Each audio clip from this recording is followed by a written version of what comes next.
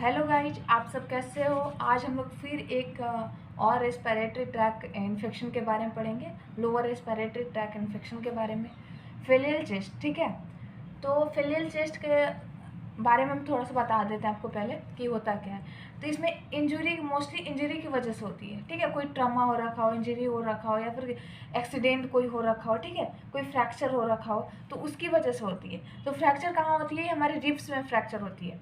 और हमारे अगर रिब्स में फ्रैक्चर हो रही है तो कहीं ना कहीं हमारे थोरेसिक पार्ट को इफेक्ट करेगी। थोरेसिक पार्ट में क्या क्या चीज़ होती है? लंग्स होते हैं, हार्ट होते हैं। ठीक है, तो हमारे अगर रिब्स में ये फ्रैक्चर होती है तो हमारे लंग्स पे ये क्या इफेक्ट डालता है, हमारे लंग्स में क्या डिफिकल्टी आती है, उसे हम बोलते हैं फेलियल चेस्ट। ठीक है, तो एक कॉम्प्लिकेशन ब्लंट चेस्ट ट्रमा, इसमें ब्लंट चेस्ट ट्रमा होती है from A steering wheel injury. हो सकता है कि वो स्टीयरिंग, तो आप लोग समझते होंगे कि जो व्हील का स्टीयरिंग रहता है, चक्के की व्हीकल्स का स्टीयरिंग रहता है, उससे अगर इंजरी हो जाती है, या फिर कोई फ्रैक्चर हो जाता है, 2 और मोर रिब्स जो है वो डैमेज हो जाते हैं 2 और मोर प्लेसेस से। ये रिब्स जो है, ठीक है, ये रिब्स है, तो 2 या 3 रिब्स, मतलब 1 से 2-3 जगह से मतलब ये डैमेज हो जाता है, तो ये प्रॉब्लम होगी। ठीक है, फ्री फ्लोटिंग मूवमेंट। अब रिब्स क्या करेगा? वो रिब्स अपना फ्लोटिंग मूवमेंट, वो अगर टूट गया तो इधर उधर मूवमेंट करेगी, अपने पोजीशन में तो अलाइन रहेगा नहीं, तो ये अपनी मूवमेंट इधर उधर करेगा। तो इससे क्या क्या चीज़ हो सकता है? अगर हमारे रिब्स डैमेज हो गया है और वो इधर उधर मूवमेंट कर रहा है, तो वो कहीं ना कहीं लंग्स को हार्म करेगा, और लंग्स को हार्म करेगा तो क्या क्या चीज़ हो सकती है? हमें पेन होगा बहुत तेज।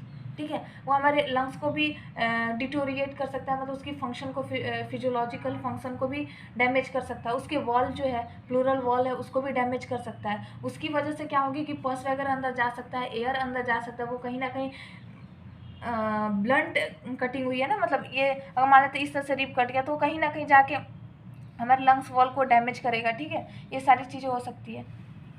तो इसके कॉजेज क्या क्या है? वहीं ब्लंट ट्रमा हो जाए, इंजरी हो जाए, व्हीकल कोलिजन्स हो जाए, ठीक है, मतलब एक्सीडेंट हो जाए, 1-2 व्हीकल आपस में टकरा जाए, रिब्स फ्रैक्चर हो जाए, ठीक है, किसी वजह से गिर के पड़ के कुछ भी। साइन और सिम्टम्स क्या क्या हो सकते हैं इससे? तो चेस्ट पेन होगा, फर्स्ट तो चेस्ट पेन होगा ही होगा। टेंडरनेस हो जाएगी, कहीं ना कहीं वो हमारे प्लूरल वॉल को मतलब हार्म करेगा। ठीक है, जो भी वो आउटर जो मसल्स है लंग्स के या फिर मेम्ब्रेन है, वो उसको हार्म करेगा, तो टेंडरनेस आएगी।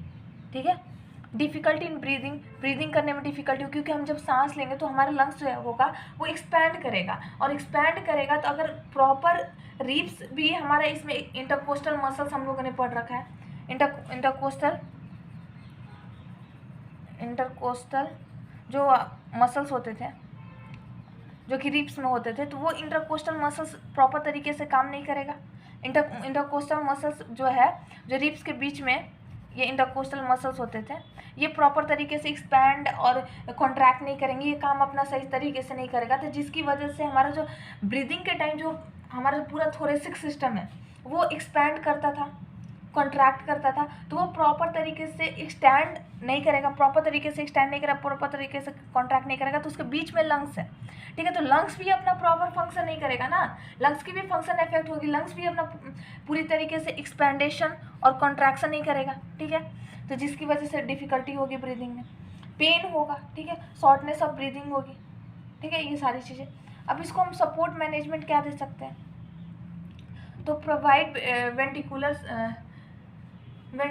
वेंटिकल सपोर्ट दे सकते हैं, मतलब मैकेनिकल वेंटिलेटर से सपोर्ट दे सकते हैं बाहर से, ताकि थोड़ी वेंटिलेशन ऑक्सीजन प्रोवाइड हो सके।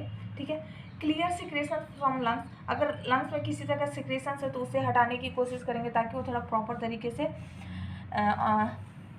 ब्रीदिंग कर सके। ठीक है, पेन को मैनेज करेंगे।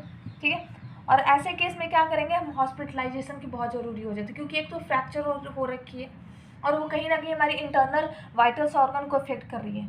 ठीक है, थोरेसिक की पार्ट में हमारी मेन हार्ट और लंग्स है, तो उसको इफेक्ट कर रही है, तो हमें हॉस्पिटलाइजेशन की ज़रूरत पड़ेगी। ठीक है, और stop flow of air through opening in the chest wall. अब क्या होगा कि ये सबसे मतलब सेविंग मेजर्स है, ये आपको सबसे ज़्यादा ध्यान रखना है। अब क्या होगा कि ये लंग्स का वॉल है, ठीक है, और यहाँ पे अगर कोई, ये हमारा ये हमारा ऐसे लंग्स है, ठीक है, सपोज ये मान लेते हैं ये, ठीक है, ये लंग्स का वॉल है।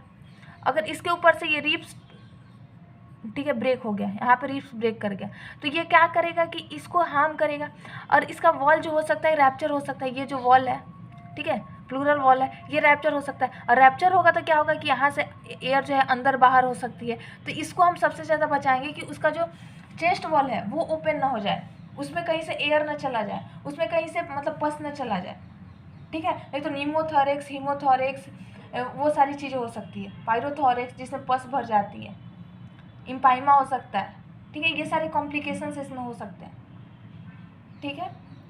तो कॉम्प्लिकेशंस में हीमोथोरेक्स हो सकता है जिसमें ब्लड अंदर जा सकता है अगर इसको डैमेज कर दिया। पायोथोरेक्स हो सकता है जिसमें पस अंदर जा सकता है, ठीक है। ये सारे कॉम्प्लिकेशंस हो सकते हैं। तो ये आपको इसमें ज़्यादा क्वेश्चन पूछे नहीं जाते, एक शॉर्ट नोट्स पूछी जाती है एग्जाम्स वगैरह में, तो इतना काफ़ी सफिशियंट है आपको एक शॉर्ट नोट्स 2 या 3 नंबर में लिखने के लिए। तो आपको ये लेक्चर और ये नोट्स कैसी लगी? अगर अच्छी लगी हो तो प्लीज़ चैनल को लाइक एंड सब्सक्राइब करें। Thank you.